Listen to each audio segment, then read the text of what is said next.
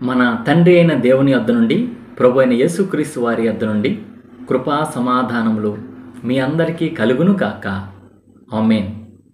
December నెల 28వ తారీఖు కొరకై ఏర్పాటు చేయబడిన ఎడారిలో సెలయర్లు అనుదిన ధ్యాన భాగమును చదువుచున్నాను. వాక్య భాగము: ఎల్లప్పుడూ ప్రభునందు ఆనందించుడి, మరలా చెప్పుదును ఆనందించుడి. ఫిలిప్పీ 4వ అధ్యాయము 4వ వచనము. ధ్యాన భాగమును చదువుచున్నాను. హృదయమా పాడు, ఓ నిరీక్షణ పాట. చెట్లు చిగుళ్ళు వేస్తున్నాయి, పూలు వికసిస్తున్నాయి. పాడక తప్పదు ఈ నిరీక్షణ పాట.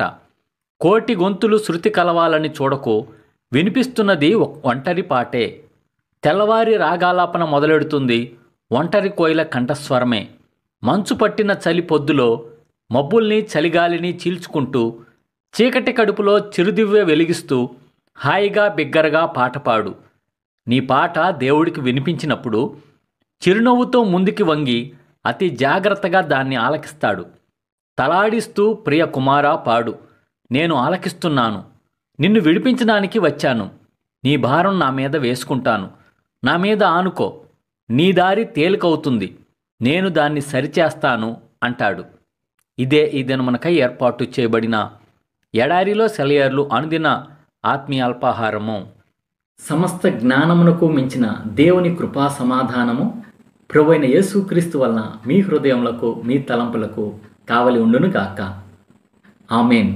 ప్రార్థన. పరిశుద్ధుడా, ప్రేమ కలిగిన తండ్రి, జీవం కలిగిన దేవా, జీవాధిపతి, ఇచ్చిన వారి యొక్క మంచి వర్తమానం బట్టి వందనములు స్తోత్రం చెల్లించుకుంటున్నాం తండ్రి.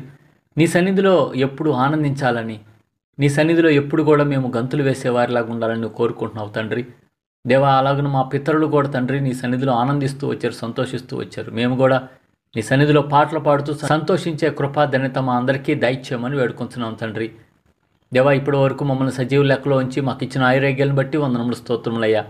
ఎడారిలో సెలయర్లు వించిన నీ ప్రతి ఒక్క బిడ్డను బట్టి వందనములు స్తోత్రములయ్యా.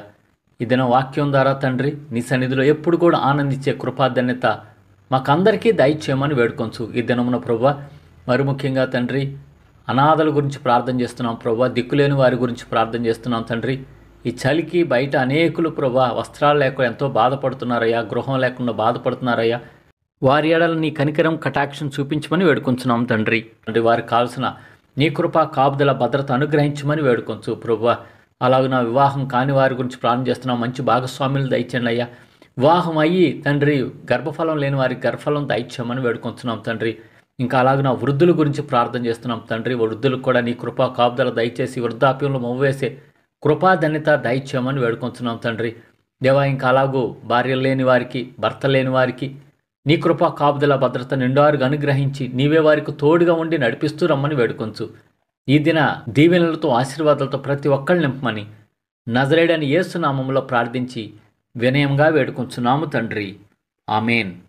మన తండ్రి అయిన దేవుని యొక్క ప్రేమ, ప్రభు అయిన యేసుక్రీస్తు వారి కృప, పరిశుద్ధాత్మ యొక్క అన్యోన్య సహవాసము సదా మీ అందరికీ తోడై ఉండును గాక.